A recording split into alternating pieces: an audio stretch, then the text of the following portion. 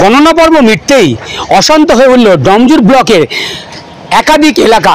গতকাল গভীর রাতে সাঁকরাইল বিধানসভা কেন্দ্রের করোলা কারবালা এলাকায় সিপিএমের এজেন্ট হওয়ার অপরাধে তার কিন্তু বাড়িতে হামলা হয় এবং তার বাড়িতে ব্যাপক ভাঙচুর চালায়।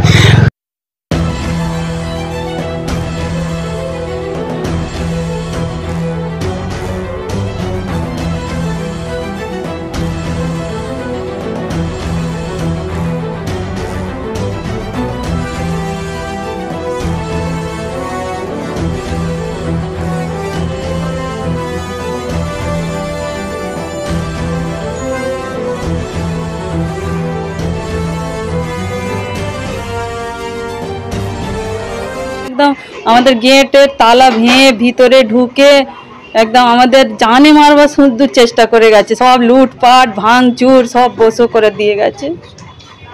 আমাদের মেয়েদের ওপরে মেয়েরা বেরো, আমরা এই করব ওই করব সব গালাগালি দিচ্ছে।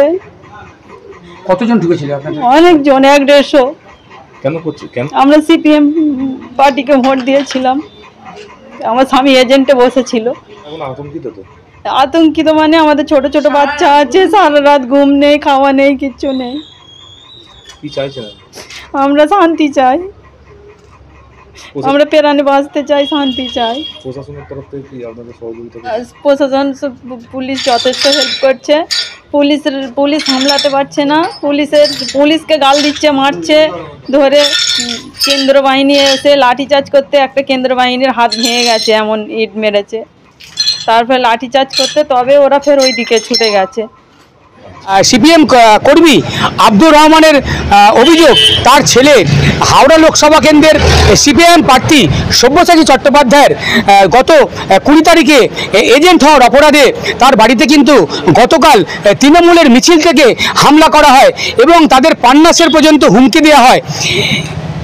গেটটাকে ভেঙে, লোহার গেটটাকে ওরা শাবল টাবল নিয়ে এসেছিলো, ভেঙে দিয়েছে। ভেঙে দিয়ে জোন 50 ঢুকেছিল। জোন 50 ঢুকে ব্যাপক হারে ভাঙচুর, ফ্রিজ ঘরের খাওয়া দাওয়া কোনো কিছু, মানে আমরা খাবো যে রাত্রিরে সেটাও রাখেনি।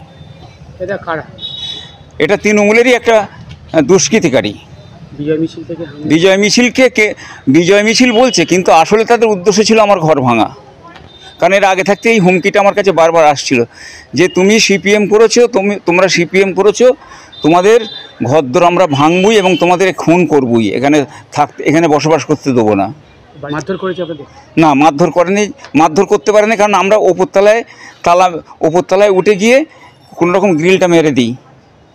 মারধর করতে পারেনি, কিন্তু আমরা বেরুলে আর যদি একটু পুলিশ দেরি করতো, ডুমজুর থানা যদি একটু দেরি করতো, কারণ ওরা যখন এসেছে সাঁকরাইল থানার পুলিশকে নিয়ে এসেছে, সাঁকরাইল থানার পুলিশ থাকা অবস্থায় আমাদের ভাঙচুর হয়েছে।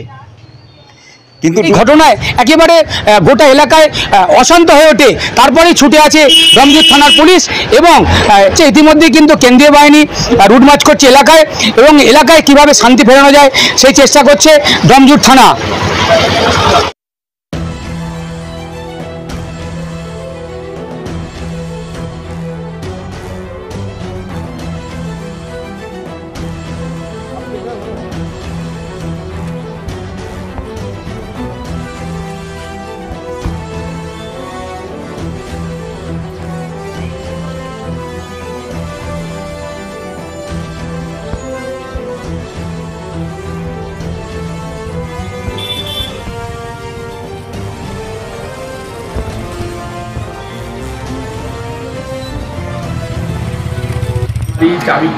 না, টিএমসি লোক কেউ এটা করেনি।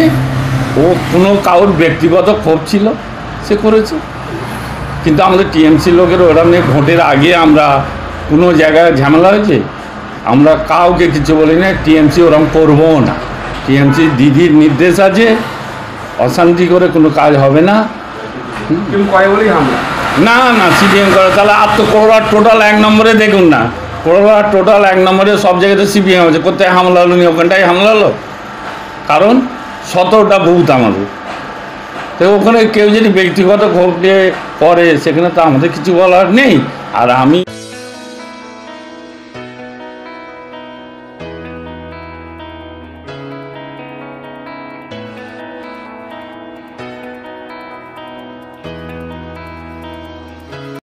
আল তামার রেস্টুরেন্ট এবার নিবড়াই সম্পূর্ণ শীততাপ নিয়ন্ত্রিত অত্যাধুনিক সুসজ্জিত রেস্টুরেন্ট।